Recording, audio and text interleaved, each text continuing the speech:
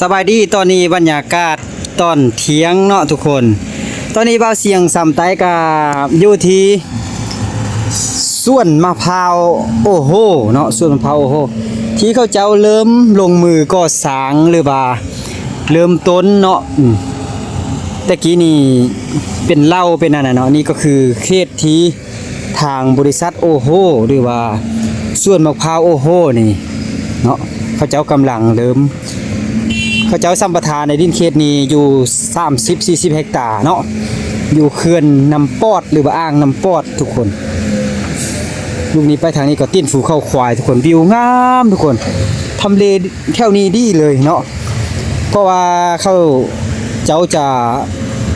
เน้นเรื่องการท่องเที่ยวว่าซะเป็นบ่อนที่ท่องเที่ยวหรือว่าเป็นจุดไฮไลท์ของเขต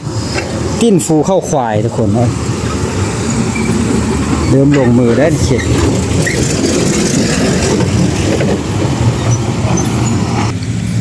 อย่างทางนั้นกับแมนเนาะแมนเมื่อโป้อีก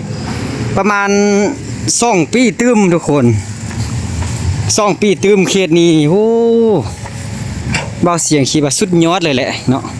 นี่ก็คือน้ำเนาะน้ำปอดเนาะอ่างน้ำปอดที่เขาเอิ้นเนาะเขตนี้ได้บรรยากาศงามทุกคนยามแรงเด้อเบาเสียงจะทายอีกเนาะยามแรง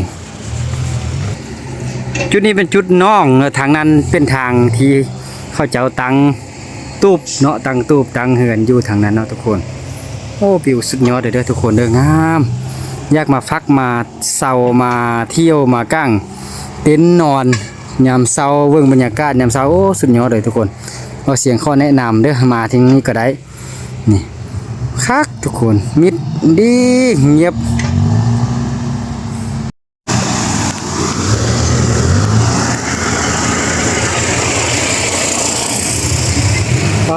ทุกคนทางนี้นะ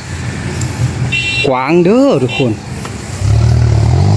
เป็นสถานที่ท่องเที่ยวเนาะทุกคนอีกบนานนี้จะได้มาเที่ยวมาชมสวนมะพร้าวโอ้โหแล้วเพื่อนหาก็ปรับดินนี่ลุมหูก็ยังแมนทุกคนบรรยากาศคัก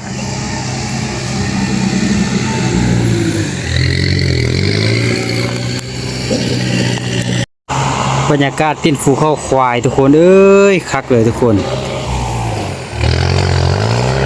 เวลายามแรงเขาจะมานั่งอยู่ทางลุ่มขนาดหลายทุกคนเข้ามาเที่ยวมาชมบรรยากาศนะทุกคน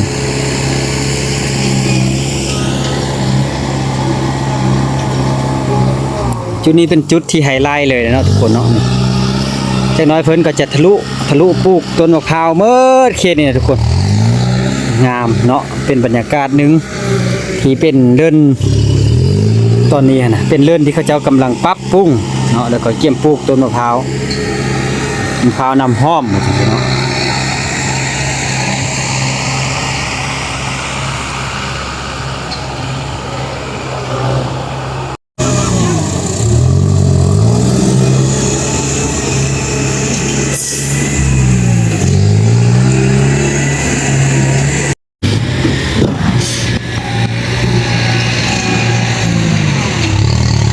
การคักเนาะเบิ่งเขาเจ้าเฮ็ด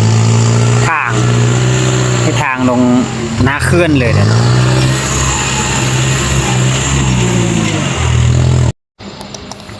บรรยากาศยามคลายแรงทุกคนอยู่ที่สวนมะพร้าวโอโหคิมเนาะ